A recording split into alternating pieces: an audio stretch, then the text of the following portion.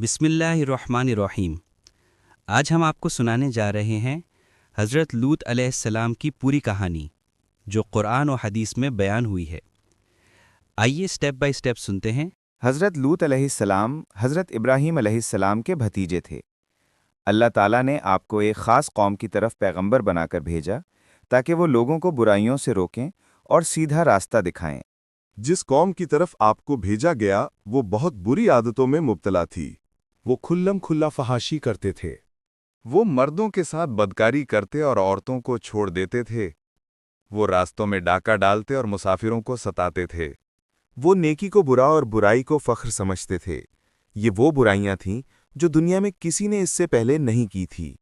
حضرت لوط علیہ السلام نے اپنی قوم کو سمجھایا، اللہ سے ڈرو، برائی چھوڑ دو اور صرف اللہ کی عبادت کرو۔ لیکن قوم نے کہا، اے لوط، اگر تم سچے ہو تو وہ عذاب لے آؤ جس سے تم ہمیں ڈراتے ہو۔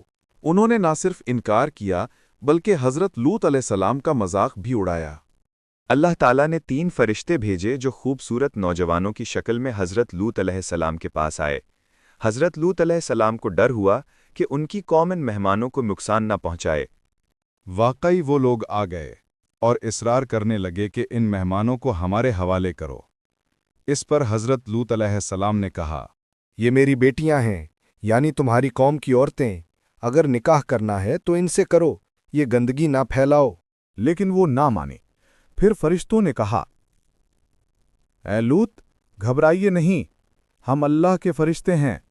آپ اپنی فیملی کو لے کر رات کے وقت نکل جائیں، لیکن پیچھے مت دیکھنا۔ آپ کی بیوی عذاب میں شامل ہوگی کیونکہ وہ بھی ایمان نہیں لائی۔ صبح ہوئی تو اللہ کا سخت عذاب آیا۔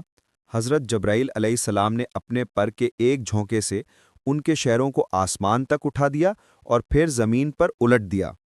پھر ان پر پکے پتھروں کی بارش برسائی گئی۔ یوں پوری قوم تباہ و برباد ہو گئی۔ صرف حضرت لوط علیہ السلام اور ان کے ایمان والے ساتھی بچا لیے گئے۔ اللہ تعالیٰ نے قرآن پاک میں فرمایا، اور ہم نے لوط کو بھی بھیجا جب اس نے اپنی قوم سے کہا، کیا تم ایسی بے حیائی کرتے ہو جو تم سے پہلے دنیا میں کسی نے نہیں کی؟ تم عورتوں کو چھوڑ کر مردوں کے پاس جاتے ہو، تم حد سے گزر گئے ہو۔ سورۃ الاعراف 80 سے 84۔ یہ تھی حضرت لوط علیہ السلام کی کہانی۔ اس واقعے سے ہمیں سبق ملتا ہے کہ برائی چاہے کتنی بھی عام کیوں نہ ہو، سچائی پر ڈٹے رہنا اور اللہ کی اطاعت کرنا ضروری ہے۔